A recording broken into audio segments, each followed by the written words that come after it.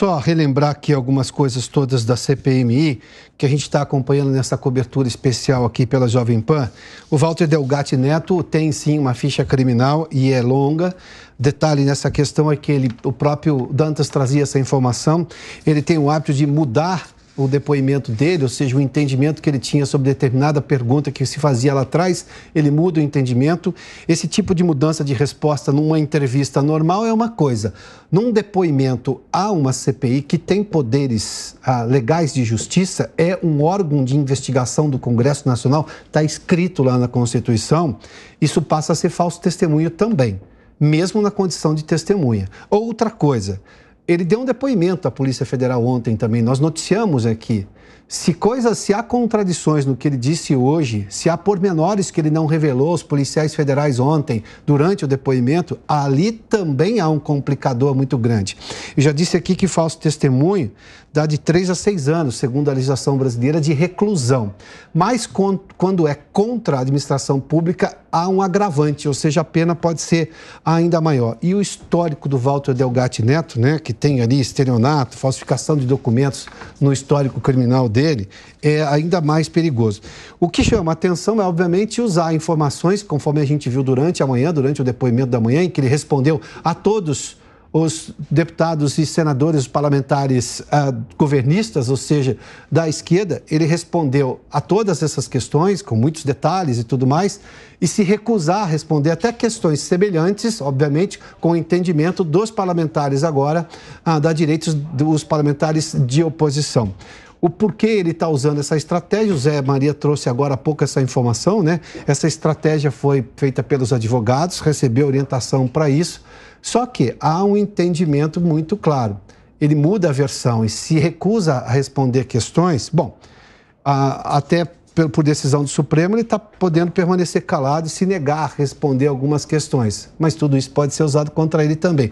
Embora nós tenhamos, nesse momento, essa CPMI que foi, como dizem os parlamentares de oposição, CPI é um direito de minoria, o entendimento do próprio Supremo Tribunal Federal, mas que foi, como usando a expressão dos parlamentares de oposição, sequestrada pelo governo, os governistas que não queriam a CPMI, tanto que não assinaram para essa CPMI acontecer. Mesmo assim, conseguiram indicar vários parlamentares e terem a maioria. Fato é que a gente vai aguardar, obviamente, qual será o relatório. O senador Eduardo Girão disse agora que, na opinião dele, esse relatório já está pronto. Ou seja, sugerindo de forma muito clara que, na verdade, um relatório está pronto para incriminar todo mundo que o governo queira ver incriminado, os governistas queiram ver incriminados e não necessariamente a apuração que se fez durante todo o processo de investigação, ouvindo parlamentares de diferentes partidos e, claro, todos os depoentes que foram convidados, seja na condição de testemunha, seja na condição de investigados. Ou seja, nessa questão especificamente, isso chama por demais atenção, porque perde-se justamente o propósito de uma CPMI. O propósito de uma CPI que é exatamente investigar. Nós temos um histórico muito longo com CPIs na história desse país, né? Você tem acompanhado, não é de hoje que há CPIs nesse país.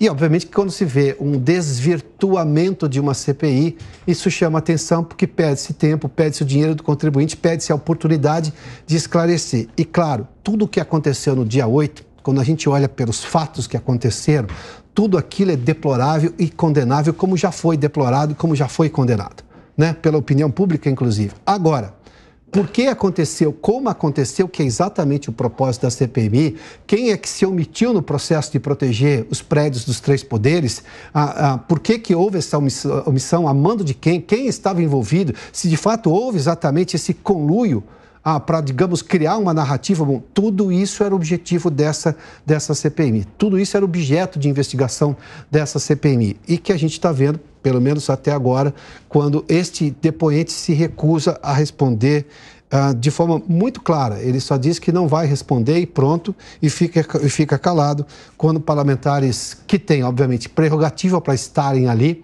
todos são indicados, isso é do regimento de uma CPMI e tem o direito de perguntar. E, pelo bem da investigação, também deveria ter o dever de responder todos que são convidados a estarem ali na CPMI. Do ponto de vista legal, estrito sensu, né, pela lógica constitucional do Código Penal brasileiro, somente o investigado tem o direito de não produzir provas contra si mesmo. É uma escolha que ele faz, não é nenhuma obrigação, ele pode escolher não responder.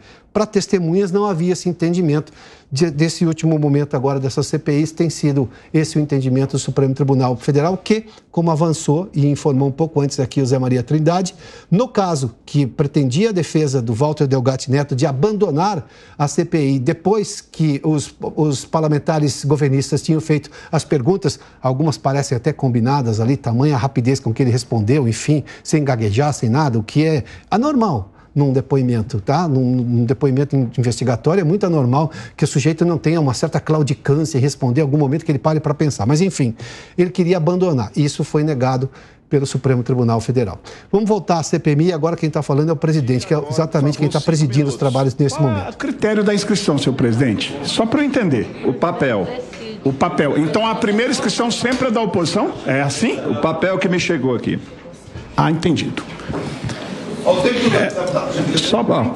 O tempo já está dele. Se ele está dispensando o uso do tempo. Não estou dispensando. Me perdoe. Já fiz 2 vezes. Não voltará.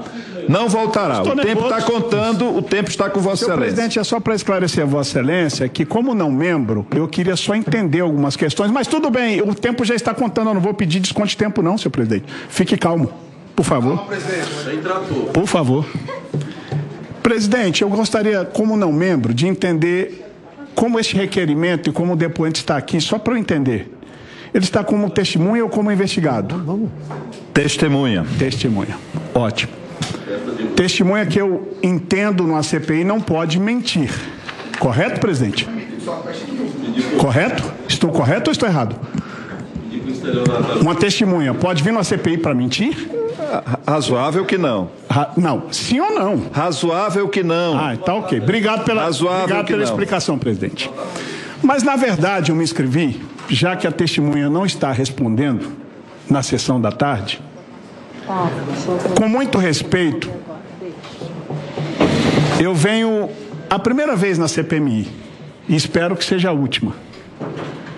Porque, para usar o tempo da oposição... Só para deixar muito claro aí, então, Walter Delgatti Neto, foi exatamente esse questionamento agora regimental que foi feito na CPMI, dos atos do dia 8, ele está lá na condição de testemunha. E como testemunha, não é dado direito a uma testemunha de falso testemunho, de mentir durante um processo de investigação, ou seja, durante o momento ele que está sendo ouvido ali por uma CPI que sim, tem direitos ali, tem poderes de justiça.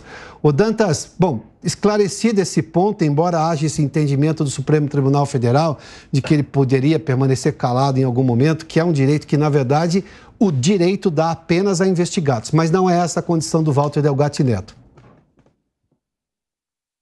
Exatamente, Piotr. Bom, na verdade, virou um pouco uma baguncinha essa história aí de HC, de mandado de segurança para não falar. Essa é uma prática que começou lá na CPMI dos Correios, né, lá do Mensalão, e vem sendo intensificada ao longo do tempo. Aqui a CPMI, a CPMI do 8 de janeiro, nós já tivemos vários depoentes que usaram esse recurso para não contribuir com nada. E aí eu quero saber o seguinte, Piotr, a gente encerra aí.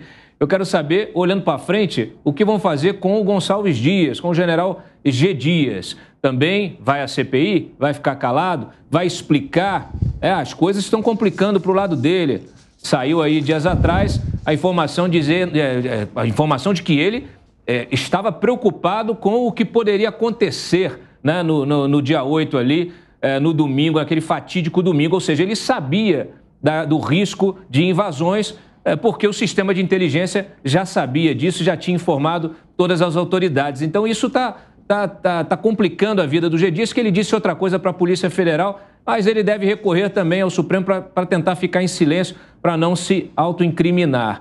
Olha, esse depoimento do Walter Delgatti, ele mais atrapalha a CPMI do que ajuda. E faz parte, sim, né, da estratégia dos governistas de tentarem inviabilizar aquilo que a CPMI foi criada para investigar, que é o que aconteceu no dia 8. Aqui só se investigou até agora o que aconteceu antes e nada do que aconteceu efetivamente no dia. Então, vamos ver como é que o Arthur Maia, o presidente da comissão, vai lidar com a CPMI a partir de agora, depois desse depoimento, Piotr.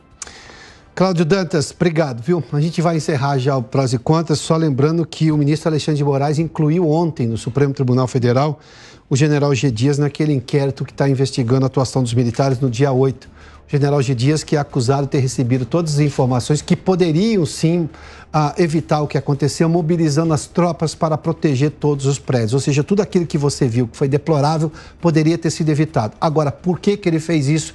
Que é a razão da investigação de uma CPMI como essa, que lamentavelmente, com construção de narrativas, está se perdendo tempo e dinheiro do contribuinte, né? Tempo do cidadão e dinheiro do contribuinte. Vamos ver como é que, obviamente, como disse o Dantas, como é que o presidente da CPMI vai, digamos, reposicionar esse trabalho de investigação do Congresso Nacional, que sim é constitucional.